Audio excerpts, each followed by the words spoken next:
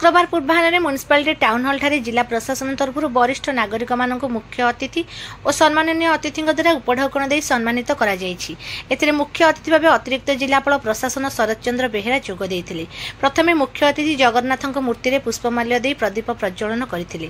प्रथमे मंचासीन थिबा सम्माननीय अतिथि भाव में वरिष्ठ नागरिक पुरी जिलार सर्वाधिक बयस 109 वर्षीय लक्ष्मीधर भोई द्वारा प्रदीप प्रज्वलन करा जायथिला। मुख्य अतिथि तांको उपढौकन दे संबर्धित करथिले। से कहिथिले जे समाज रे पितामाता वरिष्ठ हेबा परे तांकर पिलापिली माने किए तो देश विदेश रे चाकरी करिसंती, तांको पाखरे केही नाहंती, से माने समाज रे बहुत अवहेलित हेउछंती। एणु आम्भे माने जदि तांको सामाजिक सुरक्षा और अवहेलित दूर करबा पई जदि पदक्षेप नेबा ताहले से माने सुस्थ समाज रे परिगणित हेबे।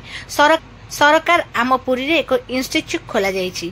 सेठी रहिबा खाइबा पीबा व्यवस्था, स्वास्थ्य पई स्वास्थ्य सेवा जोगाइबा और जोग कराइबा इत्यादि व्यवस्था करा जायछि। एणु आपण मानकर स्वास्थ्य ठीक रहिले आम समाज ठीक रहिबो और आपण मानकर सब बेले उपदेश आम मानक प्रेरणा जोगाइबो।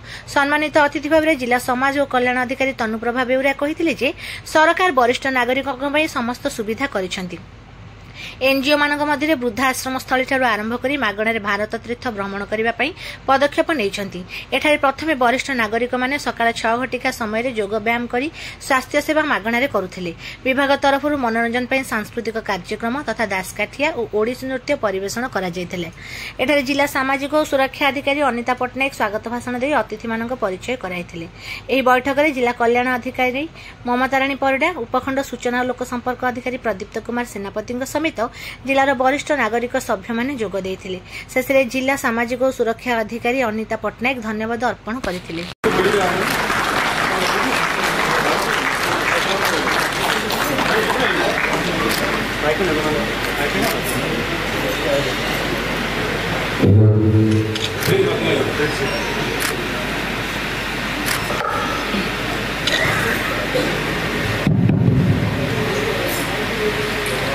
ओम नमो श्री संतकारं बुधगशनं पद्मनाभं सुरेशं।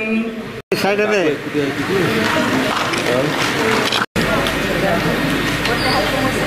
Madam side